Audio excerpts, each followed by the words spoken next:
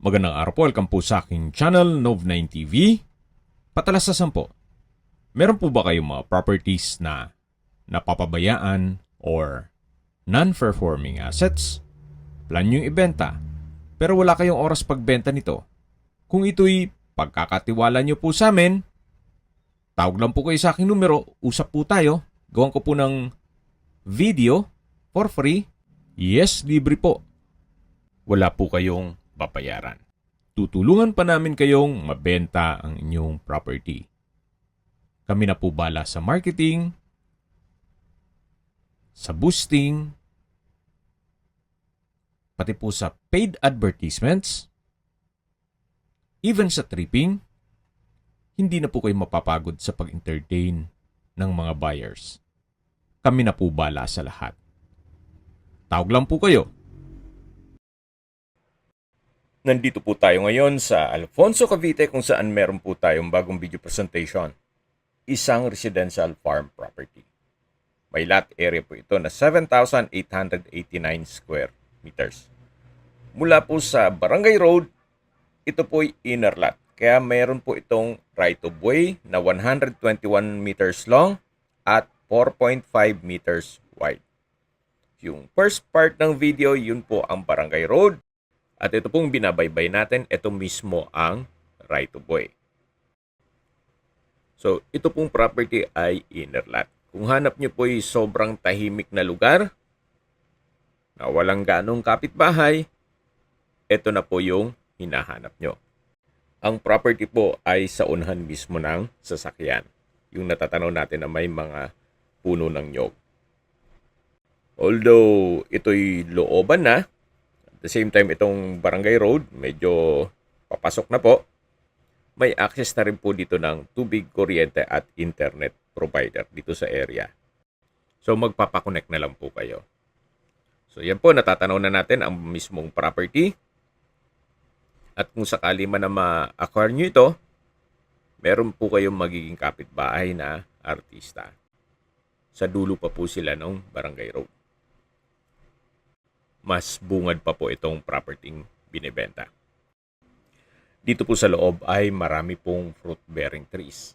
Gaya ng abukado, santol, langka, nyog, mangga, lansones, rambutan, at kung ano-ano pa. Kaya hindi nyo po kailangang magtanim dito. I-maintain nyo na lang po lahat ng fruit-bearing trees. Napakaganda pong gawan nyo ito ng inyong bahay bakasyunan o retirement home. Gawa ng napakatahimik po ng lugar, sariwang hangin, at malamig po ang klima.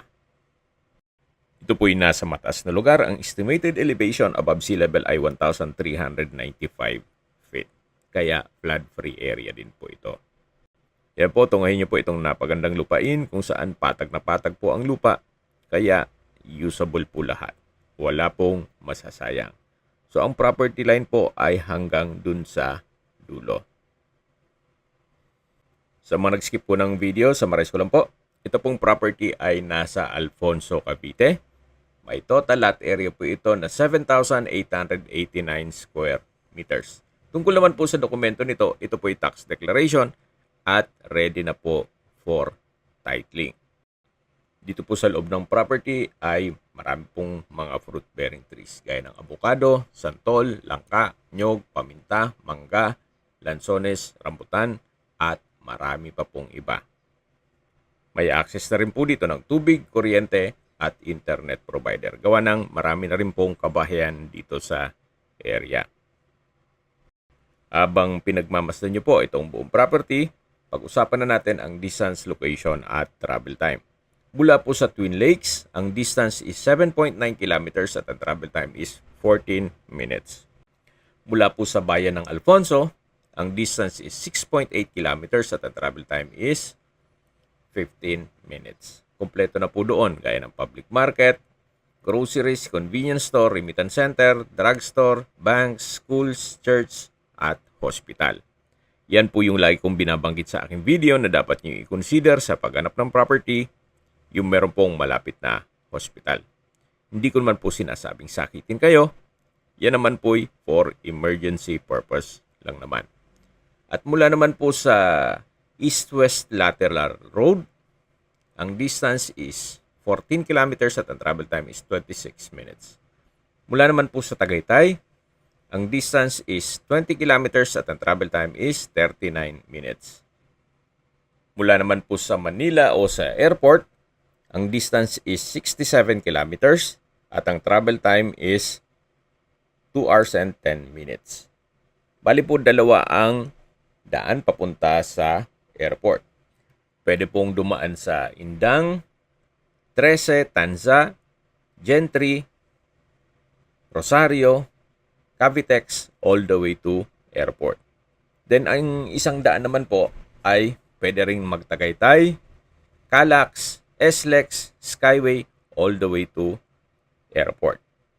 So dalawa po ang magiging entry at exit points papuntang Manila. Sa presyo na po tayo. Isa na po ito sa pinakamurang farm lot dito sa Alfonso. Kasi kita nyo naman, yung ibang binablog natin, yung iba pinapabenta yung mga property nila na 5,000 per square meter. May mas mababa, may 4,000.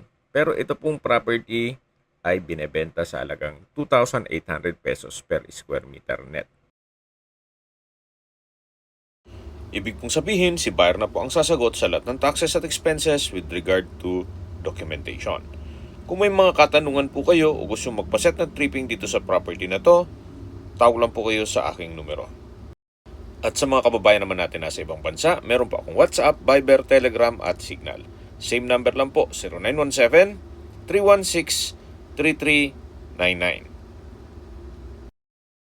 Sa mga nagtatanong naman po ng aming Facebook, meron po aming Facebook page na Nov9TV at Facebook Real Video. Meron din pong TikTok at Instagram. May ibang YouTube channel po kami, the Nov9TV channel, Nov9TV Listings, Nov9TV On The Spot, Nov9TV Updates, at Nov9TV House Rental. Sana po naibigyan nyo ang video presentation. Paki-like and subscribe na lang po sa aking channel para ma-update din po kayo sa aking future listings.